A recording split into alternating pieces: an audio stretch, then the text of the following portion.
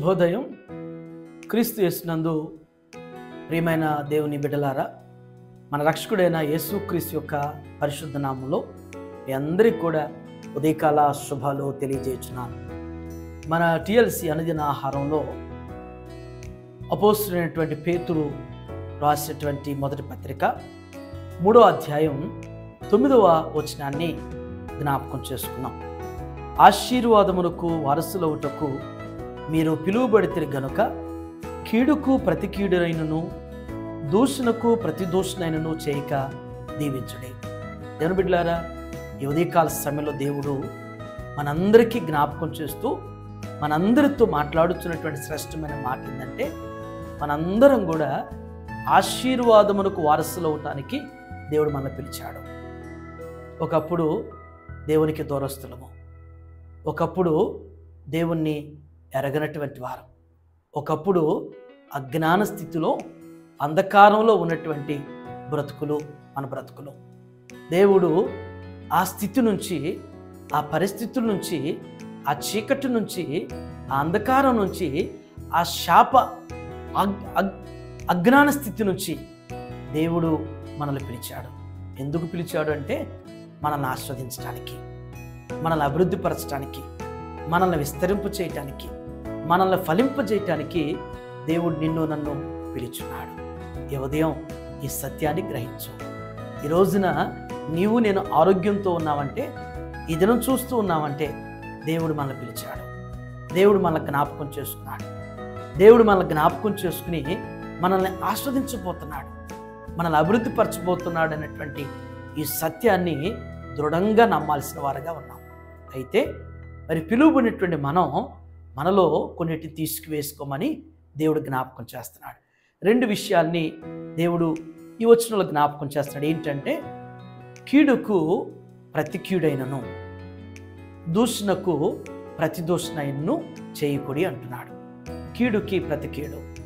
ఎవరైనా మన జీవితంలో, మన ఇంట్లో వారు కావచ్చు, లేకపోతే మన బయట వారు కావచ్చు, మన బంధువుల్లో కావచ్చు, మన స్నేహితుల్లో కావచ్చు. ఎందుకంటే దుష్టుడు లేకపోతే మరి హాని కలిగించేవాడు బయట నుంచి రాడు. 12 మంది శిష్యుల్లోనే మరి యోధా అనేటువంటి వాడు ఎలా ఉన్నాడో ఎప్పుడు కూడా అపవాది అస్త్రాలుగా ప్రయోగించుకుంటూ ఉంటాడు. మన జీవితాల్లో మరి ఎవరైనా కానీ ఇప్పటి వరకు కీడు చేసిన వారు ఉంటే వారికి ప్రతి కీడు చేయొద్దు.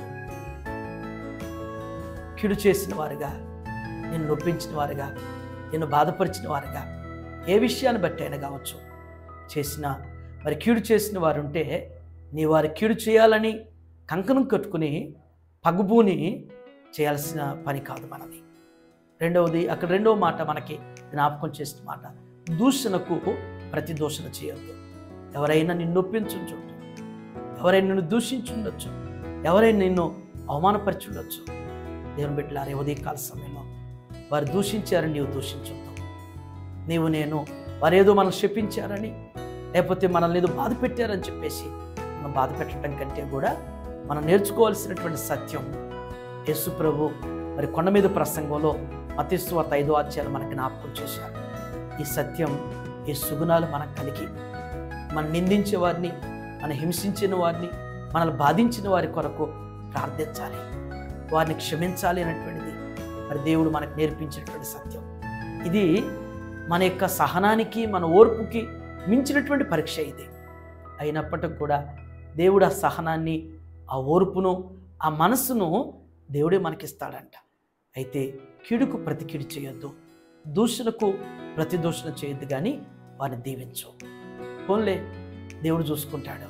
వారు బాగుండాలి, వారు మంచిగా ఉండాలి, వారు అభివృద్ధి చెందాలి, వారు ఆస్వాదించబడాలి, వారు ఎదగాలి అని చెప్పేసి నీవు నేను కోరుకునేటువంటి మనసు దేవుడు ఇవ్వాలని చెప్పేసి ప్రార్థిద్దాం. ప్రార్థన చేసుకుందాం.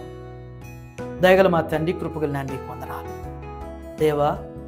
అజ్ఞాన స్థితిలో నుంచి, అంధకారంలో నుంచి, లోకంలో నుంచి నాయన మమ్మల్ని ఆస్వాదించడానికి మీరు పిలుచున్నారు అయ్యా. అది మేము గుర్తెరిగిన తండ్రి, మీ ఆశీర్వాదానికి నాయన అర్హులుగా, మీ ఆశీర్వాదాన్ని పొందుకోవటానికి యోగ్యులుగా, మీ ఆశీర్వాదానికి నాయన అయ్యా తగినటువంటి జీవితాన్ని మేము కలిగి ఉండేటువంటి కృప మా అందరికీ మీరు దయచేయండి అయ్యా. మీరు సెలవిచ్చేట్లుగా నా తండ్రి, అయ్యా కీడునకు ప్రతి కీడు చేయొద్దన్నారు, దూషణకు ప్రతి దూషణ చేయకుడి, దీవించమని మీరు జ్ఞాపకం చేశారు.